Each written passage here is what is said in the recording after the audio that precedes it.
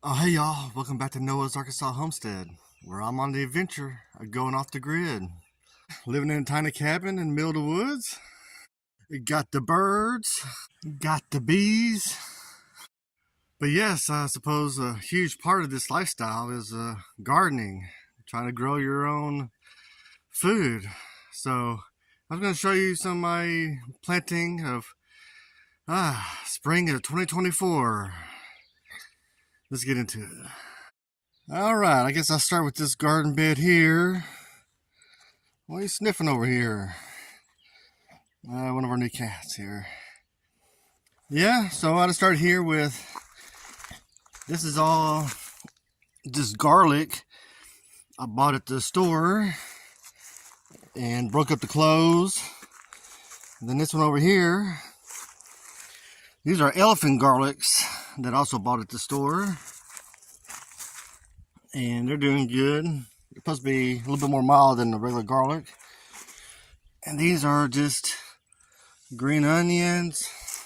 Those are real easy to grow, and you can put them anywhere. It makes your garden look filled out. It kind of maybe impress a few people who can't grow, so you can't kill them. These are just regular onions. Well, I think they were purple onions. Put in some carrots. I went crazy on the carrots this year. And got some, what is it, cabbage. The cabbage is coming in.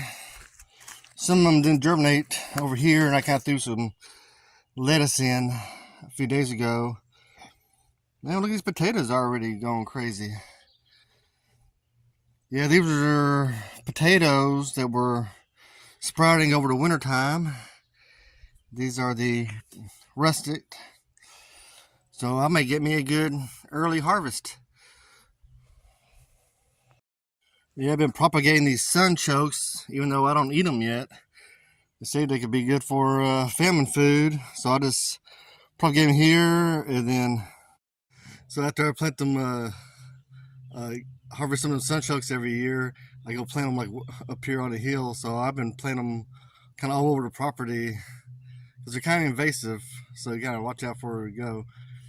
So, but apparently they've kept people alive back in the dark ages or something like that, or in times of famine.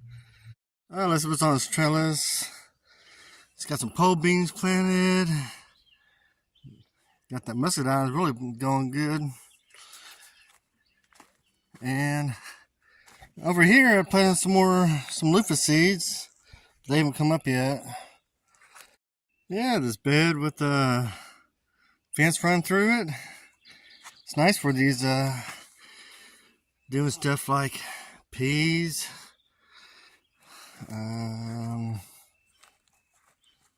beans, cucumbers. But yeah, I planted these early on, so hopefully I'll be getting some of these sugar peas here soon. Then through here, I've kind of planted some tomatoes. So hopefully when they get bigger, I can kind of make them go up the fence here. Oh, here got some sunflower. Kind of planted some more carrots in here. Told you I went crazy with the carrots this year. Jalapeno.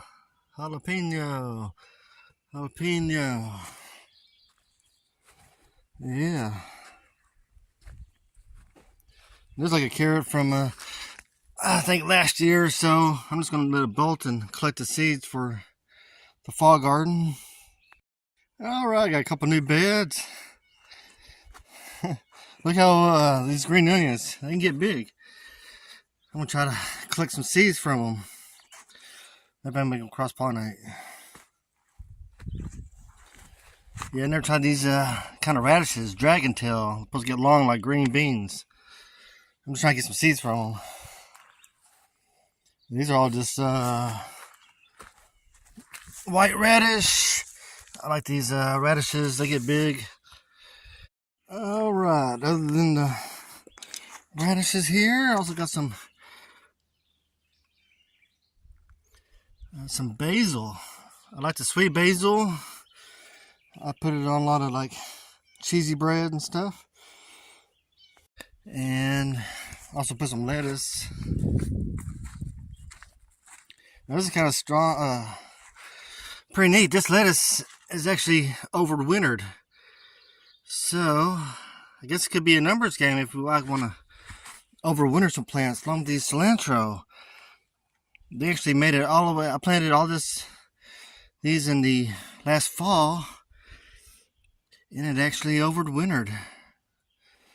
So yeah, with that one there, I like this big one.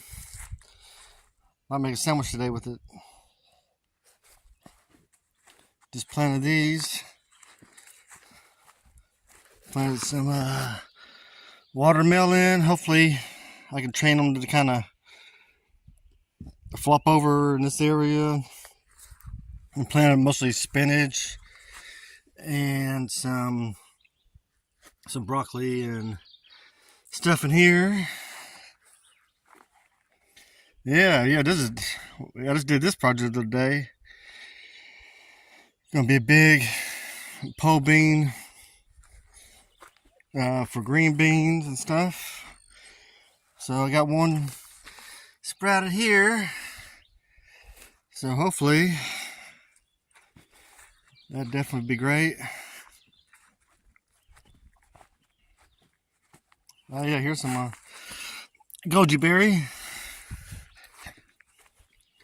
Some more beans. This is actually a bed frame. I thought it'd be a good trellis.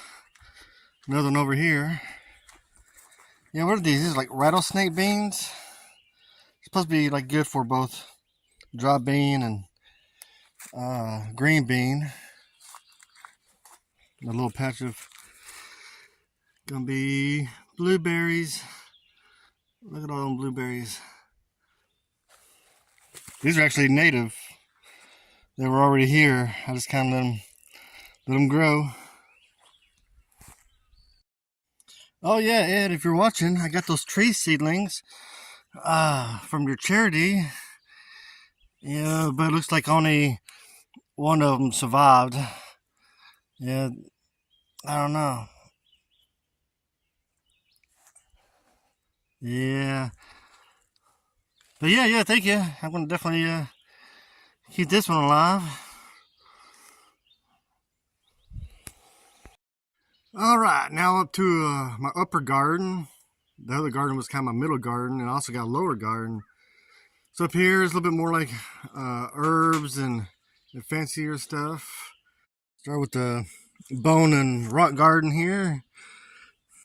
Some butterfly bush, some roses.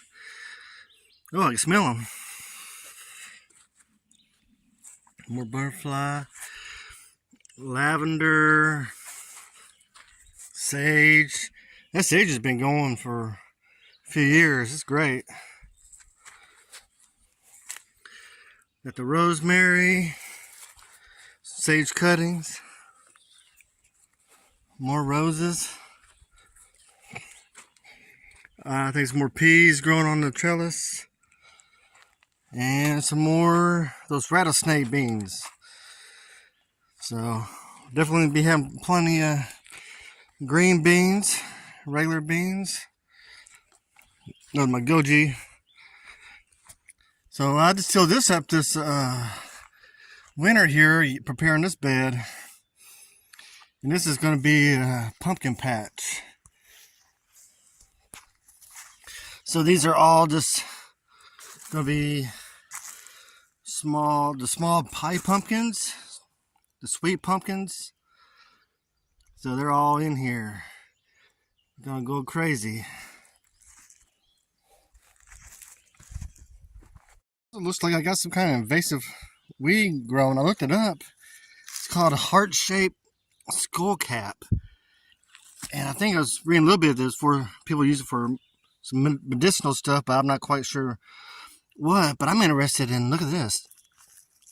There's like these little rhizomes on the roots that are very edible looking.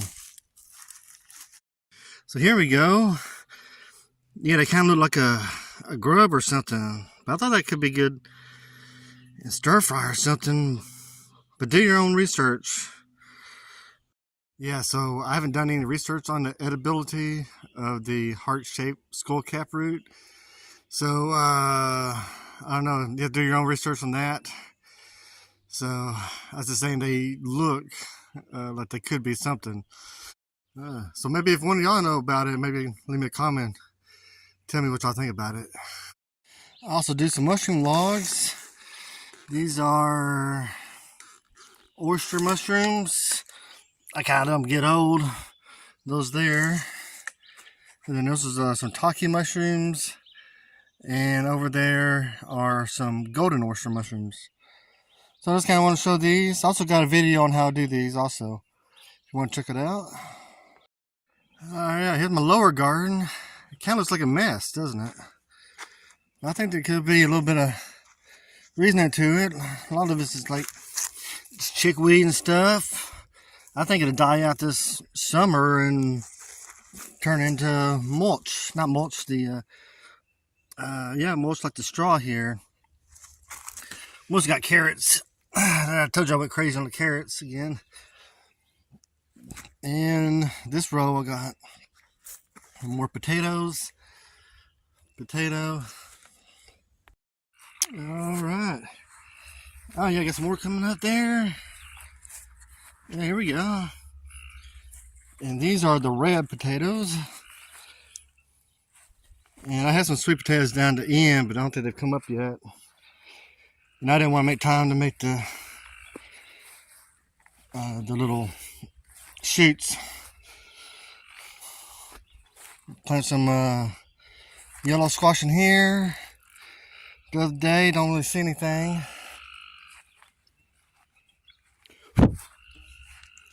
And got some, I think these are actually some jack-o'-lanterns over here. Dang, I planted some moringa last year, and I don't see any coming up. The moringa, the tree that has all the amino acids, is like a super plant. Well, let's see here. If I showed y'all my pond I'm digging out, pretty crazy. I'm going to line it with some old pool liners. Well, I guess I've getting close to, oh look, like, oh, these finally came up. Yeah, these are going to be spaghetti squash. Man, I was kind of worried about them for a minute. So I've kind of planted them here on my back here, hoping the climbers, maybe they climb these trees and I can have plenty spaghetti squash. I've had a few of them, they're not bad.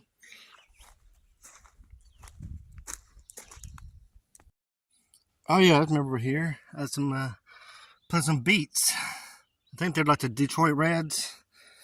So I'm gonna try those out. A little extra sugar. Almost forgot that all this, I guess it's all dill. It's so invasive like a weed, I wasn't even thinking about it. Yeah, that smells good. So I planted that dill, what is it, last year, 2 years ago? It had taken up this whole row before I kind of killed it back a little bit to plant those. Crazy. Well, if you're new to gardening, but you think you need all this to get started, you don't. You're going to start with a couple tomatoes and some pots. I mean, I wouldn't start with the already full-grown ones you get in like the big box stores. They're pretty expensive. You know, you can start with like little ones and in the pot and actually watch it grow. And all right, guys, thanks for watching. If you like these videos, please like and subscribe. It really helps me more than you know. All right, Bye. What are you doing up there? Trying to get that clothespin.